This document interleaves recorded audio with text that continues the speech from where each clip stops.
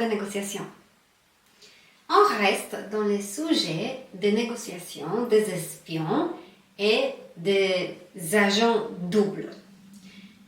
Dans ma vidéo précédente qui parle de la série qui est sur Netflix, Homeland, je vous ai proposé une approche qui parle est-ce que nous sommes vraiment qui nous sommes ou on joue un agent double, une agente double. Donc pour cela, effectivement, il faudra coordonner le body language, le langage du corps avec ce qu'on dit. Il faudra être conscient qu'on trahit ici, donc il faudra se méfier de l'autre. Est-ce que je peux être authentique ou pas? Aujourd'hui, je vous parle d'une application qui s'appelle Masterclass. C'est une application avec un logo rouge-noir comme Netflix qui est téléchargeable sur vos téléphones. Ça peut être utilisé sur plusieurs appareils en même temps si vous achetez un accès à plusieurs comptes en même temps.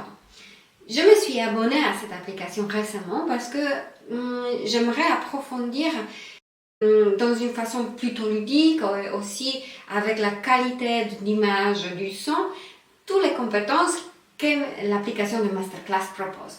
Parmi plusieurs options, il y avait Masterclass fait par 3 agents de CIA, 3 personnes qui ont travaillé pour CIA aux États-Unis. Eux, ils racontent comment avancer, comment profiter des compétences d'un agent, d'entraînement et mettre dans la vie réelle tout ce qu'ils ont appris pendant leur formation. Donc, je vous recommande fortement télécharger, s'abonner à l'application Masterclass et si vous n'avez pas l'accès, profitez de quelques vidéos qui vont suivre parce que je parlerai des outils que j'ai appris là-bas. Je m'appelle Maria, je facilite les cours de négociation. Restez avec moi si vous voulez être au courant des astuces, des tips, des tactiques qui sont à copier et coller dans vos vies quotidiennes. Cet chapitre parlera de gestion des risques. Un risque, c'est inévitable si on veut obtenir quelque chose de plus, si on veut gagner, si on veut réussir, si on veut changer quelque chose. Donc, les mots-clés qui se répètent et répètent et répètent dans mes vidéos, un changement, un risque, devenir meilleur, les valeurs ajoutées, added value, toutes ces définitions, tous ces mots-clés reviendront dans mes vidéos. Donc, aujourd'hui, un peu plus sur l'approche comment mitiger les risques, comment apprendre à vivre avec un risque. Il y a 4 façons, 4 clés à décrypter. Première clé est la suivante. Et la suivante, c'est une clé. Créez une liste de tout ce qui pourrait mal tourner. Et faites un plan de mitigation. Donc, je trouve ça assez astucieux, surtout pour ceux qui sont dans l'esprit très très logique. Si quelqu'un a besoin d'être sûr, d'avoir des arguments, d'être convaincu, lui ou elle n'est pas dans une approche intuitive et émotionnelle, mais plutôt cartésienne. Cette première clé qui parle d'une analyse, de préparation, d'avoir une liste bullet point avec tout ce qui peut mal tourner, les options pessimistes sont à prendre en compte. Donc, prenez du temps, même si c'est une action assez désagréable à faire, parce qu'on envisage vraiment les scénarios noirs. Prenez du temps, faites un exercice, dites-vous qu'au cas où, et ça va nous rassurer à la fin. Donc, je fais cette tâche un peu fastidieuse pour me rassurer qu'à la fin, je peux obtenir quelque chose qui va me calmer, qui va m'apaiser, parce que je sais qu'il y a un plan B, plan C, donc je sais où m'échapper s'il y a un problème derrière. Donc, cette liste avec les tâches, les conséquences, les scénarios possibles, comment remédier à chaque point, est quelque chose de très intéressant à faire pour quelqu'un qui cherche à sécuriser l'approche. Point numéro 2. Avant d'agir, explorer des options. C'est là, cette clé est pour quelqu'un qui, comme moi, a beaucoup d'énergie, est quelqu'un spontané, est quelqu'un primordial, donc pas secondaire, mais quelqu'un qui agit vraiment très, très vite. J'ai pris du temps, et peut-être ça ne se voit pas sur ces vidéos-là, parce que je garde mon énergie pour vous convaincre que la négociation, c'est comme un jeu d'enfant, c'est intéressant à apprendre. Mais dans mes vraies négociations commerciales, je reste plutôt posée. Je reste quelqu'un, j'imagine que pour vous, ça sera irreconnaissable, parce que je prends mon temps, je prends du recul, j'essaye d'écouter plus que de parler. Donc, tout cela est pour vous dire que dans ma vie, quand je négocie avec quelqu'un, j'essaie d'évaluer ce qui se passe avant d'y répondre. Pour vous donner un exemple tangible, quand je reçois un email, souvent je les garde dans ma boîte de réception avec une catégorie, un drapeau d'une couleur qui fait un code. Et j'ai même une catégorie à faire plus tard, à faire le lendemain. Il y a une autre catégorie, m'exprimer moi toute seule, avant que je n'ai pas reçu la réponse de quelqu'un d'autre. Tout cela, toutes ces actions me permettent de ne pas réagir tout de suite quand je reçois un email de quelqu'un. À quoi ça sert? Ça sert à estimer, évaluer d'autres points de vue. Si un mail est dirigé pas uniquement à moi, mais à 3 autres personnes, j'attends leur réponse à ce mail avant de m'exprimer moi. Ça me permet de voir qu'est-ce qui sera le plus bien, qu'est-ce qui sera le plus adapté à répondre dans ces cas particuliers.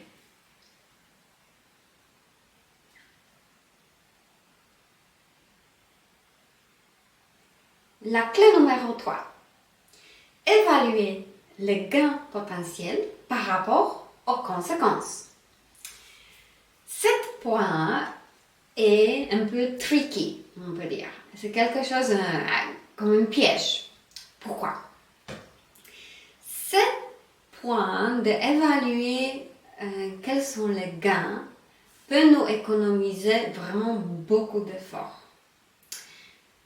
Si on commence à peser que, par exemple, je dois faire autant de tâches, je dois passer beaucoup de temps, je dois utiliser beaucoup de ressources pour, à la fin, économiser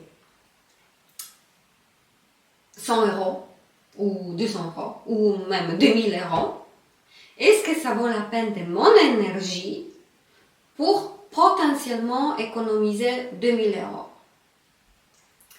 Donc, avant d'y m'y mettre, avant de discuter, avant de négocier avec quelqu'un, si je pèse, je fais une évaluation des gains potentiels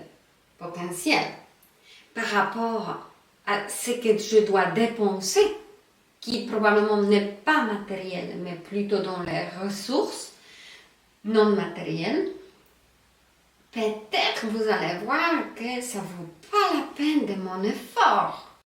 Vous voyez? Mais il faudra quand même faire ce travail d'estimation et décision qui sera prise en fonction de cette évaluation. Pour vous donner un exemple de la vie privée, une fois j'étais dans le train avec mon ami et je ne savais pas quelle décision prendre parce que j'ai évalué les pour et les contre et je discutais avec elle quoi faire dans la situation. Et la question qu'elle m'a posée, je m'en souviens jusqu'à là et je vous promets que ça aurait dû être il y a une vingtaine d'années.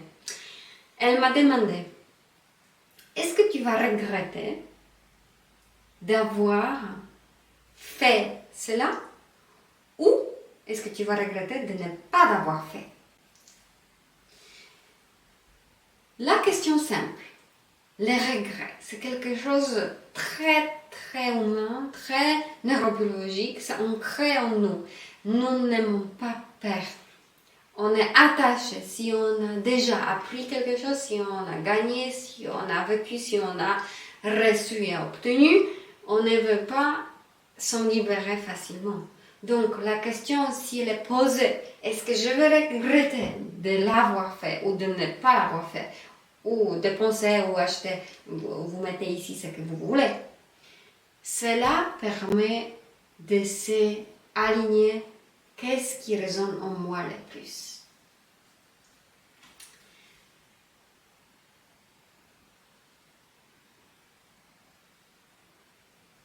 La dernière clé, c'est la suivante. Décidez, est-ce que vous êtes capable de rester avec le statu quo, donc avec la situation actuelle comme elle est? C'est là, si vous voyez dans l'ordre des 4 clés, c'est la dernière option, mais à ne pas négliger. Cela nous propose, nous parle d'une, comme nous avons vu dans la clé numéro 3, cette évaluation, est-ce que je m'engage ou pas, peut aboutir à une option finalement de ne pas y aller. Quelles peuvent être les conséquences de rester statu quo? Ici, pour répondre à cela,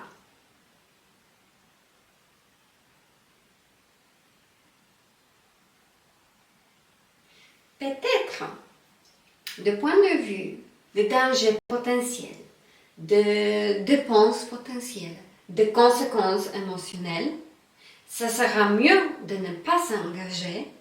Donc, rester où nous sommes, ça va être un gain pour nous. Pensez-y bien.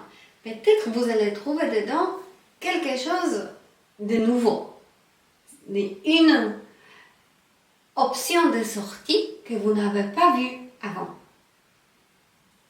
Je vous invite à regarder la vidéo suivante où je vais parler des options comment gérer un syndrome d'imposteur. À bientôt!